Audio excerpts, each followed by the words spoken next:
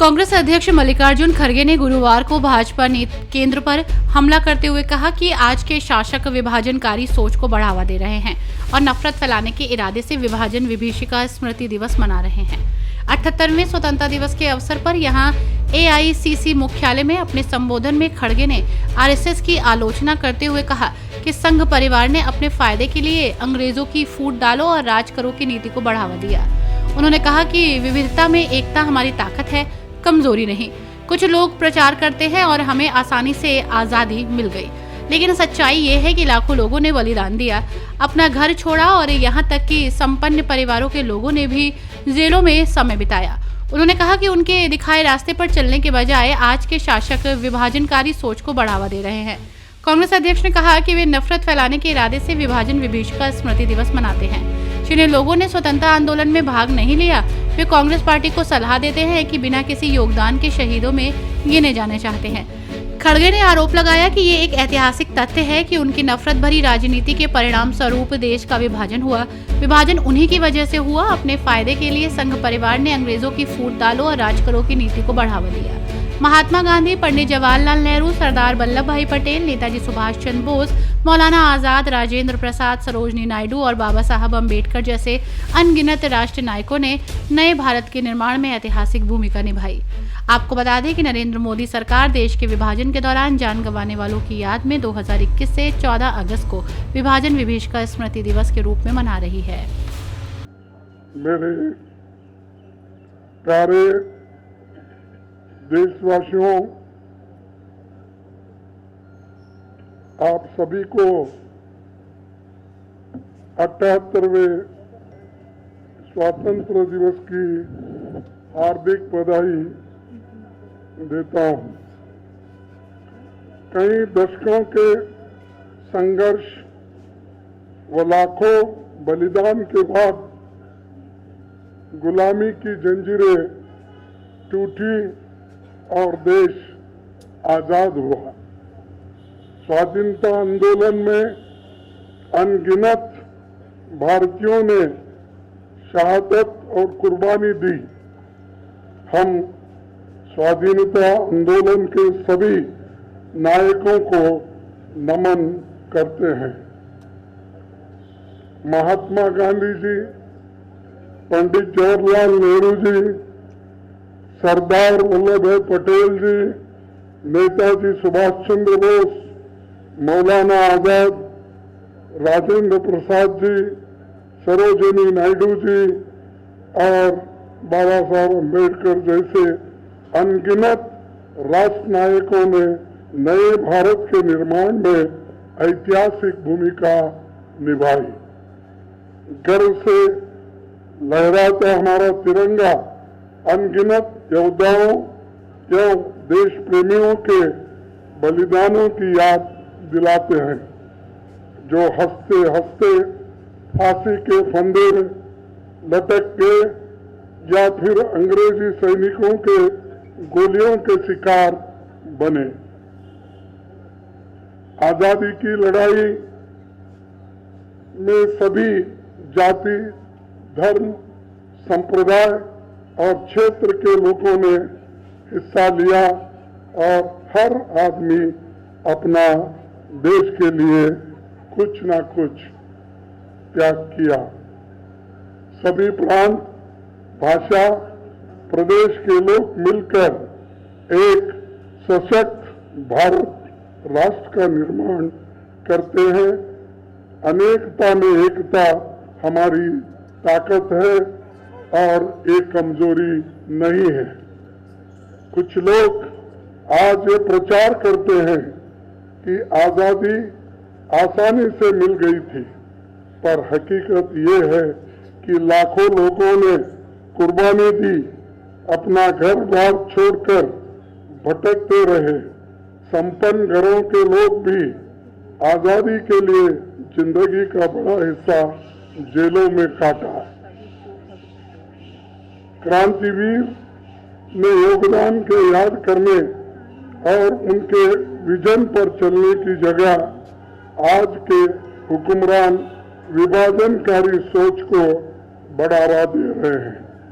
वे केवल नफरत फैलाने की मंशा से विभाजन विभीषिका दिवस मनाते हैं। जिन्होंने आजादी के आंदोलन में भाग नहीं लिया वो कांग्रेस पार्टी को नसीहत देते हैं, नाखून कटाकर शहीद बनते हैं। यह ऐतिहासिक सच है कि उनकी नफरत भरी राजनीति ने ही देश को दो टुकड़े में बांट दिया। ये विभाजन उन्हीं के कारण हुआ। अपने स्वार्थ के लिए जानबूझकर अंग्रेजों की षड्यंत्रकारी सोच फूट डालो और राज करो को आगे बढ़ाने का काम संघ परिवार ने किस तरह किया है और इसके प्रमाणों की कमी नहीं है। 2022 से मोदी सरकार हर घर तिरंगा अभियान चला रही है। हमें खुशी है कि 6 दशक के बाद इनको प्रायश्चित करने की सूझी। अपनी गलती का एहसास हुआ। इसके पहले तिरंगे को अपने दफ्तरों पर फहराने तक पहले परहेज था और आज वो ये बात पढ़ा रहे हैं कि हर घर तिरंगा। लेकिन सच्चाई ये है कि हमारे देश के लोग पिछले करीब 100 वर्षों से हर दिल तिरंगा और हर हाथ तिरंगा मना रहे हैं। ये देश कश्मीर से कन्याकुमारी और कच्छ से कोहिमा तक अगर एक है तो 140 करोड़ लोगों की एकता से जज्बे की वजह से है। उस जज्बे और तिरंगे की शान को पूरी दुनिया ने राहुल जी की भारत जोड़ो यात्रा के दौरान आप लोगों ने देखा है और पूरी देश भी देखी है। आज इस देश के लोगों की जरूरत है हर घर नौकरी, हर घर न्याय हम चाहते हैं। सामाजिक न्याय, आर्थिक न्याय और राजनीतिक न्याय। ये देश आर्थिक असमानता और बेरोजगारी से मुक्ति चाहती है। इन मुद्दों को अनंत काल तक भटकाया नहीं जा सकता। जितनी देरी होगी समस्या और भी जटिल होंगे।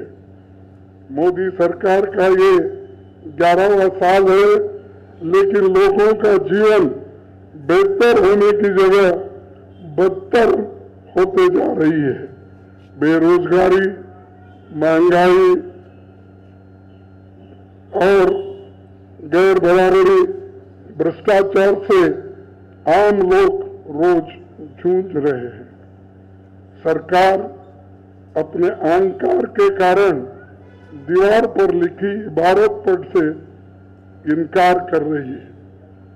पंडित नेहरू जी ने कहा था, वेयर फ्रीडम इज मैनेज्ड और जस्टिस इज थ्रेटन्ड और where aggression takes place we cannot be and shall not be neutral.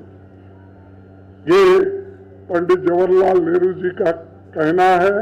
इसीलिए जब कभी वक्त आता है हम अपने आप को, देश को बचाने के लिए आगे बढ़ना चाहिए और न्यूट्रल बन के बैठने की आवश्यकता नहीं है। ये वार्निंग उन्होंने दिया था।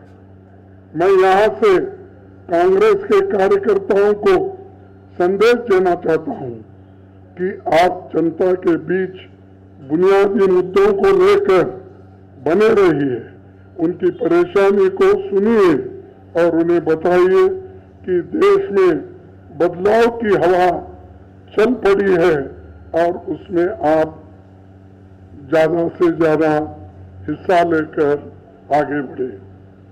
लोग विपक्ष के नेता राहुल गांधी की तरफ नई आशा और उम्मीद से देख रहे हैं, क्योंकि उन्होंने जब भारत जोड़ो यात्रा की तब देश में जो एक नया जोश और नया एक स्पिरिट लोगों में आया, तो वो देखने के बाद देश में जरूर बदलाव आएगा, एक विश्वास लोगों को मिला है और उसका नतीजा भी आप देख रहे हैं कि जो हमारे 2024 के चुनाव में हमने कैसा हासिल किया। कांग्रेस पार्टी इस देश के लोगों के तरक्की और बेहतरी के लिए प्रतिबद्ध है। हमारी प्राथमिकता गरीब, दलित, आदिवासी, महिला, किसान, कमजोर वर्ग के लोग, युवा और मध्यम वर्ग के लोगों के लिए है। हम उन्हें अपनी योजनाओं के लक्ष्य के प्रथम पंक्ति में रखेंगे। हम सुनिश्चित करेंगे कि ये देश फिर से तरक्की के रास्ते पे आगे बढ़ेगा और हम सब कांग्रेस पार्टी की कार्यकर्ता और लोग इसमें बराबरी का हिस्सा लेकर देश को बचाएंगे। आप सभी को एक बार फिर से स्वतंत्रता दिवस पर शुभकामनाएं मैं देता हूं और मेरे अल्प भाषण को समाप्त करता हूं। जय हिंद, जय कांग्रेस।